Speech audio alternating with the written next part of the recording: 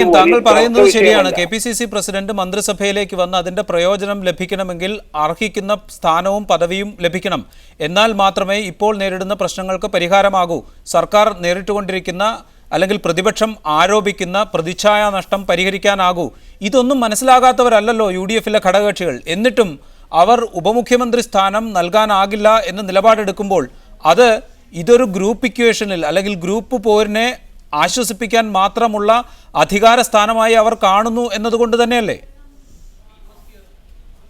ഞാന് ഇന്ന് രാവിലെ മുതൽ വിവിധ ചാനലുകളിലെ ചർച്ചകൾ കണ്ടതാണ്.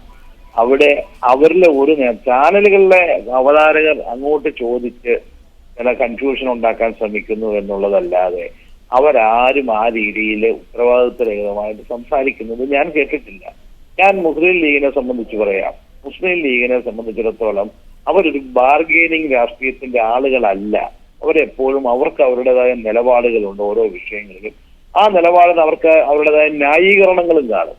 ആ ന്യായീകരണത്തിന്റെ അടിസ്ഥാനത്തിൽ അവർക്ക് അവരുടെ നിലപാടുകൾ അവർ പലപ്പോഴും ചില കാര്യങ്ങളൊക്കെ കർക്കശമാക്കിയെന്നിരിക്കും. അതല്ലാതെ ഏതെങ്കിലും ഒരു വിഷയത്തെ സംബന്ധിച്ച് വരുമ്പോൾ അവര് ഉടനെ ഇത് തരാം, ഉടനെ പകരം ഞങ്ങൾക്ക് അത് വേണം, ഇന്നത് വേണം, അല്ലെങ്കിൽ ഒരു തരം, രണ്ടു തരം, മൂന്ന് തരം എന്ന് ലേലം വിളിക്കുക. അതൊന്നും ഒരിക്കലും ഒരു രാഷ്ട്രീയത്തിൽ ഞാൻ ഇന്ന് വരെയുള്ള എന്റെ ഒരു രാഷ്ട്രീയ നിരീക്ഷണത്തിൽ ലീഗിന്റെ ഭാഗത്തുനിന്ന് ഒരിക്കലും ഉണ്ടായിട്ടുള്ളതായി ഞാൻ കണ്ടിട്ടില്ല. കാരണം വളരെ പക്ഷേ ജോസഫ് വാഴക്കൻ അഞ്ചാം മന്ത്രി സ്ഥാനവുമായി ബന്ധപ്പെട്ട വിവാദത്തിൽ അങ്ങനെയൊന്നും ആയിരുന്നില്ല ഐ ഗ്രൂപ്പിലെങ്കിലും ചില നേതാക്കൾ ലീഗിനെ പറ്റി പ്രതികരിച്ചത്. അല്ല, നേതാക്കന്മാര് വ്യക്തികളൊക്കെ പറയാം, പക്ഷെ കോൺഗ്രസ് പാർട്ടി അഭിപ്രായം പറഞ്ഞു എന്നുള്ളതാണ്. കോൺഗ്രസ് ഒരു വലിയ ജനാധിപത്യ പ്രസ്ഥാനമാണ്. കോൺഗ്രസ് ഈ ജനാധിപത്യ പ്രസ്ഥാനത്തിൽ ഞങ്ങൾക്ക് എപ്പോഴും മറ്റ് രാഷ്ട്രീയ പാർട്ടികളിൽ നിന്നും വിഭിന്നമായി ഞങ്ങളുടെ ശക്തിയും ഞങ്ങളുടെ ദൗർബല്യവും അതാണ്. എല്ലാ ആളുകൾക്കും സ്വതന്ത്രമായ അഭിപ്രായം പറയാനുള്ള സ്വാതന്ത്ര്യമുണ്ട്.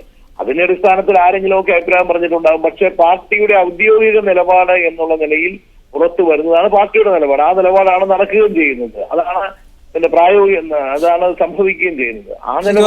ഒരു കാര്യം കൂടി, നേരത്തെ ഉപമുഖ്യമന്ത്രി പദം ചർച്ചയായപ്പോൾ അന്ന് മുസ്ലിം ലീഗാണ് വളരെ ശക്തമായ നിലപാടുമായി രംഗത്ത് വന്നത്. ഇന്ന് രാവിലെ മുഖ്യമന്ത്രി ലീഗ് ഹൗസിലെത്തിയാണ് ലീഗ് നേതാക്കളെ കണ്ടത്. അതിന് തൊട്ടുപിറകെ ഉപമുഖ്യമന്ത്രി പദം തങ്ങളുടേതാണ് എന്ന പ്രസ്താവനയുമായി മുസ്ലിം ലീഗ് നേതാക്കൾ രംഗത്ത് വരികയും ചെയ്തു. ഇതിന് പിന്നിൽ ആരെങ്കിലും തൃപ്തിപ്പെടുത്താനുള്ള ശ്രമമോ ആരെങ്കിലും ഒതുക്കാനുള്ള ശ്രമമോ താങ്കൾ കാണുന്നുണ്ടോ? അല്ല, ഞാൻ ചോദിക്കട്ടെ, മുസ്ലിം ലീഗ് അങ്ങനെ ചോദിച്ചുകൊണ്ട് എന്താ തെറ്റിയിരിക്കുന്നത്? ഞങ്ങളാരും ചോദിക്കുന്നൊന്നുമില്ല. മുസ്ലിം ലീഗിനെ സംബന്ധിച്ചിടത്തോളം രണ്ടാമത്തെ കക്ഷിയാണ്. അപ്പൊ മുഖ്യമന്ത്രി കഴിഞ്ഞാൽ പിന്നെ രണ്ടാമത്തേത് ഡെപ്യൂട്ടി CM ആണ്. അപ്പൊ രണ്ടാമത്തെ സ്ഥാനം അവർക്ക് ചോദിക്കാനുള്ള അർഹതയുള്ളതാണ്. അതിനകത്ത് എന്താ തെറ്റിയിരിക്കുന്നത്? ഞങ്ങളതൊന്നും ഇവിടെ വേണമെന്നോ അതൊന്നും പിടിച്ചു മേടിക്കണമെന്നൊന്നും ഞങ്ങളാരും ഒരിക്കലും പറഞ്ഞിട്ടില്ല. ഞങ്ങൾക്കത് അങ്ങനെ ആ രീതിയിൽ അവരുടെ ഒന്നും അതൃപ്തി ഉണ്ടാക്കി അല്ല അവർക്ക് താല്പര്യമില്ലാതെ ഞങ്ങൾക്കത് വാങ്ങണമെന്ന് കോൺഗ്രസിൽ ആരും ആഗ്രഹിക്കുന്നില്ല.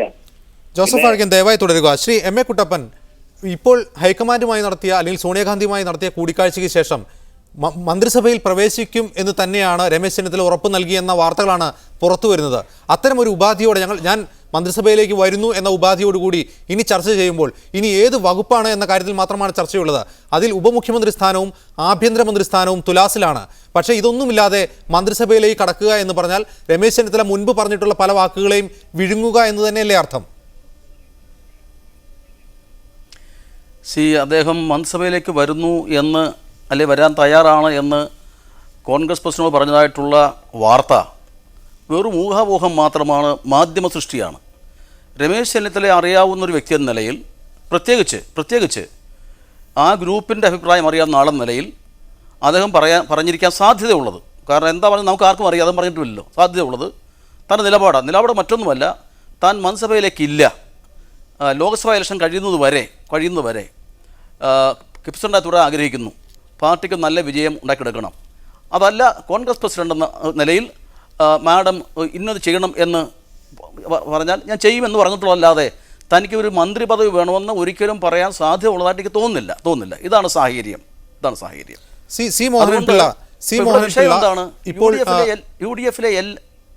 ദയവായി തുടരുക M.A. കുട്ടപ്പൻ. സി മോഹനൻപിള്ള ഇപ്പോൾ ഇവിടെ സൂചിപ്പിച്ച പ്രകാരം, മുൻപ് ജോസഫ് വാഴക്കനും ഇപ്പോൾ M.A. കുട്ടപ്പനും സൂചിപ്പിച്ച പ്രകാരം മന്ത്രിയായ അനൂപ് ജേക്കബിനോട് മുഖ്യമന്ത്രി ചില കാര്യങ്ങൾ വിശദീകരിച്ചിട്ടുണ്ട്. അത് പാർട്ടി ചെയർമാനായ ജോണി നെല്ലൂരിലേക്ക് എത്തിയില്ല എന്ന കാര്യമല്ലേ ഇപ്പോൾ വ്യക്തമാവുന്നത്? ഇത് ജേക്കബ് ഗ്രൂപ്പിനുള്ളിലെ തന്നെ ചില അഭിപ്രായ ഭിന്നതകളുടെ ബഹിർസ്ഫുരണമല്ലേ? ഞങ്ങളുടെ പാർട്ടിയിൽ യാതൊരു വിധമായ അഭിപ്രായ വ്യത്യാസവുമില്ല. ഞങ്ങളുടെ പാർട്ടി ചെയർമാനും പാർട്ടി ലീഡറും യോജിച്ച് ഒറ്റക്കെട്ടായിട്ടാണ് ഈ പാർട്ടിയെ നയിക്കുന്നത്. ഇവിടെ ബഹുമാനപ്പെട്ട എം.എ. കുട്ടപ്പനും ബഹുമാനപ്പെട്ട ജോസഫ് വാഴക്കൻ എം.എൽ.എയും രണ്ടുപേരും കോൺഗ്രസിൻ്റെ നേതാക്കന്മാർ പറഞ്ഞ കാര്യങ്ങളിൽ നിന്ന് ഒരു കാര്യം ഇത് കണ്ടുകൊണ്ടിരിക്കുന്ന എല്ലാ ജനങ്ങൾക്കും ബോധ്യമാവുന്നൊരു യാഥാർത്ഥ്യമുണ്ട്. രമേശ് ചെന്നിത്തലയെ മന്ത്രിസഭയിൽ ഉൾപ്പെടുത്തണമെങ്കിൽ ഒന്നുകിൽ ഉപമുഖ്യമന്ത്രി സ്ഥാനവും മന്ത്രിസ്ഥാനവും, അല്ലെങ്കിൽ ആഭ്യന്തര വകുപ്പ് മന്ത്രിസ്ഥാനം. ഇത് രണ്ടിൽ ഒന്ന് ഇല്ലാതെ ഒരു കാരണവശാലും രമേശ് ചെന്നിത്തല മന്ത്രിസഭയിലേക്ക് കടന്നു വരുമെന്ന് ഒരു കാരണവശാലും വിശ്വസിക്കാൻ കഴിയുകയില്ല. ശ്രീ മോഹനപിള്ള, അങ്ങനെ ആഭ്യന്തരമന്ത്രി സ്ഥാനമോ ഉപമുഖ്യമന്ത്രി സ്ഥാനമോ ശ്രീ മോഹനപിള്ള ആഭ്യന്തരമന്ത്രി സ്ഥാനത്തോടെയോ അല്ലെങ്കിൽ ഉപമുഖ്യമന്ത്രി സ്ഥാനത്തോടെയോ രമേശ് ചെന്നിത്തല മന്ത്രിസഭയിലേക്ക് വന്നതുകൊണ്ട് ഇപ്പോൾ UDF സർക്കാരിന് മേൽ ഉണ്ടെന്ന് പറയപ്പെടുന്ന പ്രതിച്ഛായ നഷ്ടം പരിഹരിക്കാൻ കഴിയും എന്ന് കേരള കോൺഗ്രസ് ജേക്കബ് ഗ്രൂപ്പ് കരുതുന്നുണ്ടോ? അതായത് മുഖ്യമന്ത്രിക്ക് സഹായകരമായ രീതിയിൽ കേരളത്തിലെ വിവാദങ്ങൾ അവസാനിപ്പിക്കാനും സാമുദായിക സന്തുലിതാവസ്ഥ പാലിച്ചില്ല എന്നുള്ള പരാതിക്കൊക്കെ ഒരു പരിഹാരം കണ്ടുകൊണ്ട് ഒരു ക്ലീൻ സ്റ്റേജിൽ വീണ്ടും പോകണമെന്ന് ആഗ്രഹിക്കുന്നത് കൊണ്ടാണ് രമേശ് ചെന്നിത്തലയെ മന്ത്രിസഭയിൽ ഉൾപ്പെടുത്തണമെന്ന് മുഖ്യമന്ത്രി അതിയായി ആഗ്രഹിക്കുന്നതും അതിനുവേണ്ടി ശ്രമിക്കുന്നതും. അതുകൊണ്ട് രമേശ് ചെന്നിത്തലയും കൂടെ മന്ത്രിസഭയിലേക്ക് കൊണ്ടുവന്നുകൊണ്ട് ഐ ഗ്രൂപ്പിൻ്റെ രാഷ്ട്രീയ വിമർശനങ്ങളെ ഒരു പരിധി വരെ തടയിട്ടുകൊണ്ട് മുഖ്യമന്ത്രിയും രമേശ് ചെന്നിത്തലയും കൂടെ യോജിച്ച ഒരു മുന്നണി സംവിധാനത്തിലുള്ള നല്ല ഒരു മെച്ചപ്പെട്ട ഭരണം കാഴ്ചവെക്കാൻ കഴിയുമെന്ന് മുഖ്യമന്ത്രി ഉമ്മൻചാണ്ടി പ്രതീക്ഷിക്കുകയാണ്. Doctor MA. കുട്ടപ്പൻ, ഇപ്പോൾ മോഹനൻപിള്ള ചൂണ്ടിക്കാട്ടിയതുപോലെ ഈ ലോക്സഭാ തെരഞ്ഞെടുപ്പിന് മുന്നോടിയായി പ്രതിച്ഛായ നഷ്ടമെന്ന ഈ വിഴുപ്പുഭാണ്ഡം പകുത്തു നൽകിക്കൊണ്ട് തന്റെ ഇമേജിനെ കാത്തു സൂക്ഷിക്കാനുള്ള ഒരു തന്ത്രം മാത്രമാണോ രമേശ് ചെന്നിത്തലയുടെ മന്ത്രിസഭാ പ്രവേശം? അങ്ങനെ കാണേണ്ടതില്ല. രമേശ് ചെന്നിത്തല വ്യക്തമാക്കിയ ഒരു പ്രധാനപ്പെട്ട വിഷയമുണ്ട്. തൻ്റെ മന്ത്രിസഭാ പ്രവേശവും അതുപോലെ തന്നെ ഈ സോളാർ വിഷയവും തമ്മിൽ കൂട്ടിക്കുഴയ്ക്കേണ്ട ഒരു കാര്യവുമില്ല. തികച്ചും രണ്ട് വിഷയങ്ങളാണ് അദ്ദേഹം വ്യക്തമാക്കിയിട്ടുണ്ട്. എന്തുകൊണ്ടെന്നാൽ അദ്ദേഹത്തിൻ്റെ ആദ്യത്തെ മന്ത്രിസഭാ പ്രവേശം സംബന്ധിച്ച ചർച്ച ഉണ്ടാകുമ്പോൾ സോളാർ പ്രശ്നം അവിടെ ഇല്ല. അതിന് ശേഷമാണല്ലോ സോളാർ പ്രശ്നം ഉണ്ടായത്. അതുകൊണ്ട് രമേശ് ചെന്നിത്തലയുടെ മന്ത്രിസഭാ പ്രവേശവും സോളാർ വിഷയവും രണ്ടായി കണ്ടുകൊണ്ട് അതിന് പരിഹാരം കാണണം.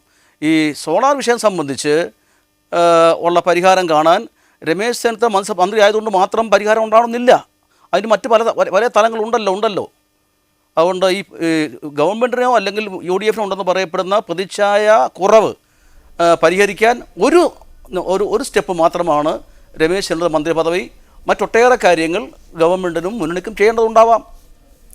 വളരെയധികം നന്ദി ശ്രീ എം.എ. കുട്ടപ്പൻ, ജോസഫ് വാഴക്കൻ, ശ്രീ മോഹനൻപിള്ള ഈ ചർച്ചയിൽ